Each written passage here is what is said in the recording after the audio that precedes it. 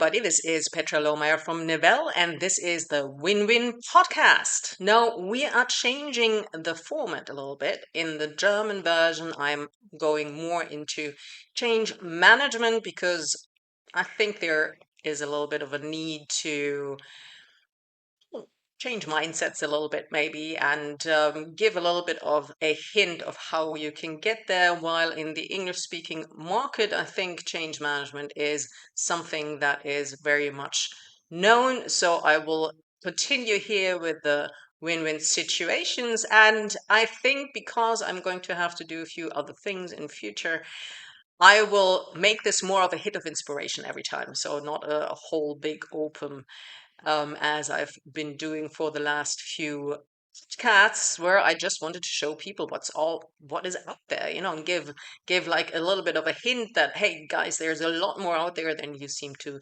be seeing. At least some of you. I know some of you are seeing quite a lot, but I'm not actually talking about it, and I am actually glad that you're seeing it. So maybe I can give a little bit of a hit of inspiration every week of what I've seen, and the feature, or the theme of the whole thing will be, what does nature give us if we are nice to nature?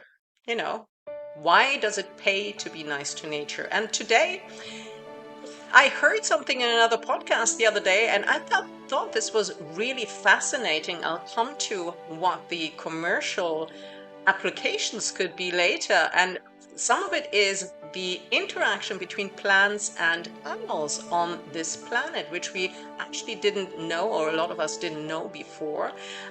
One of them is, for example, that flowers can actually hear pollinators and they react to them within minutes. So apparently there is an empirical study says that the buzz vibrations from bees mechanically release pollen in a study, and there's another study that they can actually hear it and make sweeter nectar within minutes, the flowers that is. And that is fascinating to me. I already heard about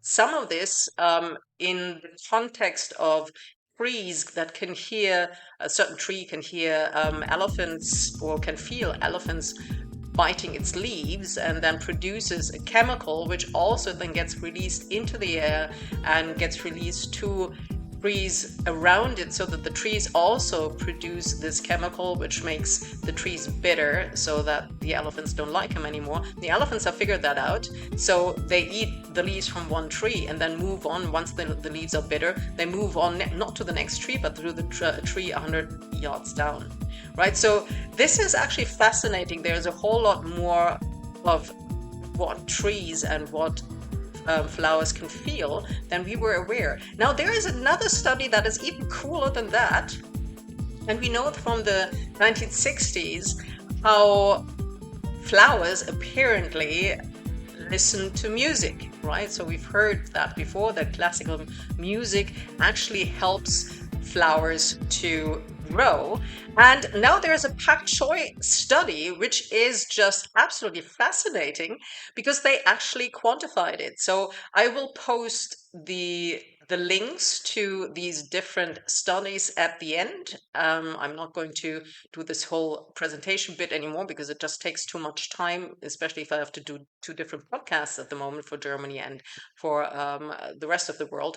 But I will give you, if you're interested in it, I will give you the links where you can actually find the studies. And this pak choi study is not in one of the established nature, like journals like Nature or something like that, but it is not in just on social media either. It actually seems to be a real experiment, and they played different types of music for pak choi. Pak choi is that Chinese vegetable that you find in Chinese uh, dishes, and they played classical Bach. And apparently it was 8.99 grams of average dry weight, so about 9 grams of weight when they played. When they just had silence, it was 6.33 grams. So a lot less than almost 9 grams. And when they played rock music, it was 3 grams, 3.12, which is basically, it's actually less than half than if there was silent. So percentages were classical versus silence, 42% increase in growth.